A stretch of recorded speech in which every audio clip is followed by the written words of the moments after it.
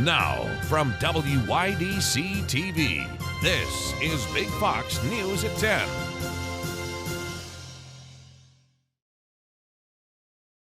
Good evening, I'm Anna Manuel. A county-wide hunt for golden tickets begins today as part of the Gold Shoe Step It Up Challenge. Big Fox's Josh Feldberg searched Chemung County parks earlier today. From now until June 12th, golden shoes will be scattered throughout parks and trails in Chemung County that contain golden tickets that can be redeemed for prizes. We started this program to help people be more physically active.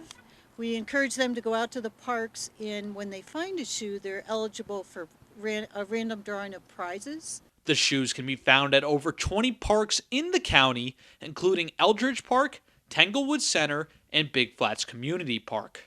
Here we have a couple gold shoes. We get old shoes from people, and we have volunteers that paint them for us, and we hide them in, like I said, 20 different parks throughout the county. When a shoe is found, they can be redeemed for prizes such as sports equipment, bicycles, hiking poles, and other outdoor equipment. We don't make it hard for you to find them, but just go out and get on the trails, get to the parks, and then once you find it, you'll see a ticket, the golden ticket, and it tells you to put your name and contact information in it. You return it to one of the collection points throughout the county, and your name will go into a drawing for prizes. Shoe hiding spots will be restocked every few days, so there will be plenty of opportunities to go hunting over the next 6 weeks. For a full list of participating parks and trails, as well as shoe collection points, you can visit the Gold Shoe Step It Up Challenge's Facebook page.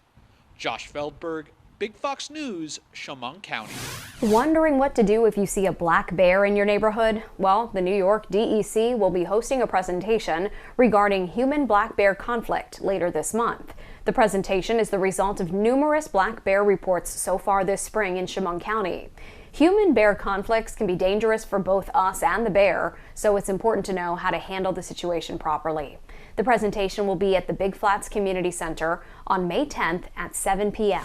An Elmira sticker store was the target of a break-in for the second time in less than a month. Over the weekend, 420 Novelties on Pennsylvania Avenue in Elmira had its door smashed as part of a break-in attempt. According to the Elmira Police Department, multiple teens were spotted at the store and were chased away. 3 of the teens were captured and brought into police custody. Renters could be in for another rent hike in the Big Apple. This as talks continue about a possible rent increase to help building owners with rising property taxes, insurance costs, and other expenses.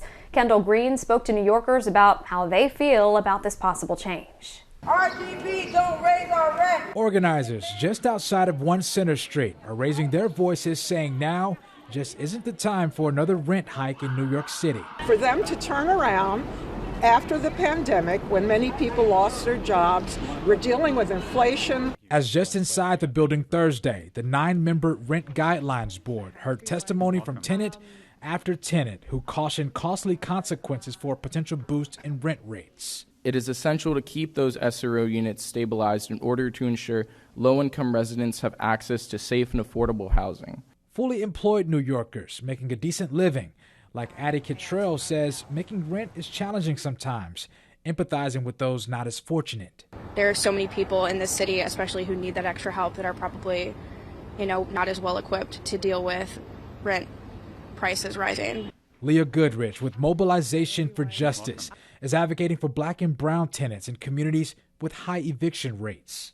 Tenants living in majority black zip codes are 3 times as likely to be as evicted as tenants living in majority white zip codes, and Latinx tenants are most likely to be threatened with eviction.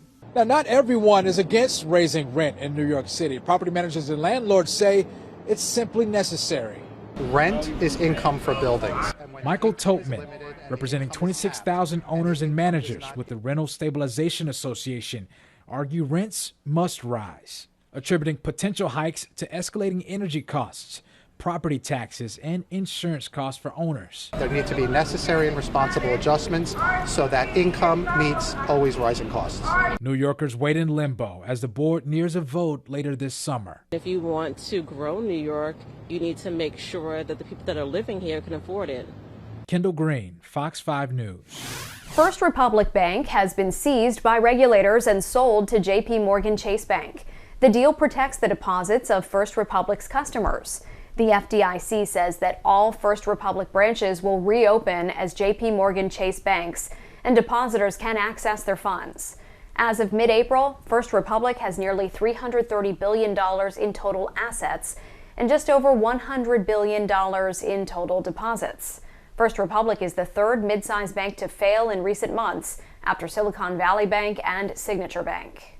The Republican field for 2024 may be expanding again. This as South Carolina Senator Tim Scott is expected to announce his bid for president next month. As Doug Luzader reports, this comes as many prominent Democrats are circling the wagons around President Joe Biden. 2 more years is going to be hard as a Dickens to suffer through. 6 years. Somebody give me a seat. Lord have mercy. Can't do it. It looks like South Carolina Senator Tim Scott is all but in.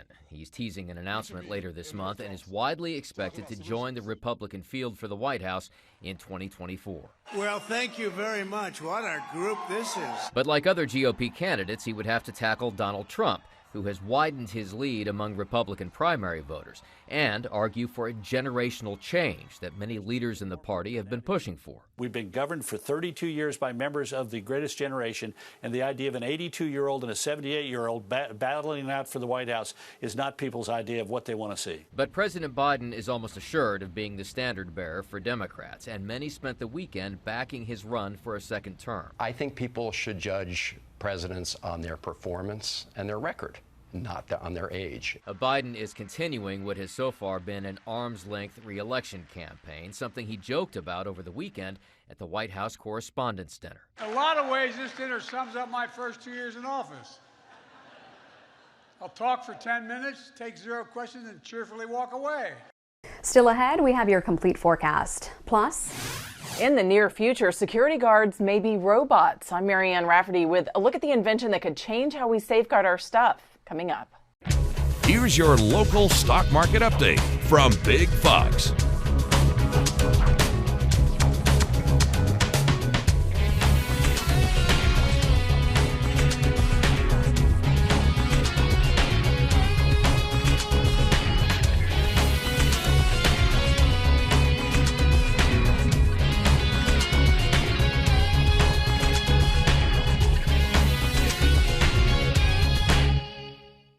Now, your Twin Tiers forecast from Big Fox. Good evening. The second half of April was a bit more active, where we're seeing some roller coaster conditions and several chances for precipitation. Even just looking at the last 5 days, we had almost daily rain chances there, with the heaviest of the rain falling on that Sunday forecast, bringing us almost upwards of an inch.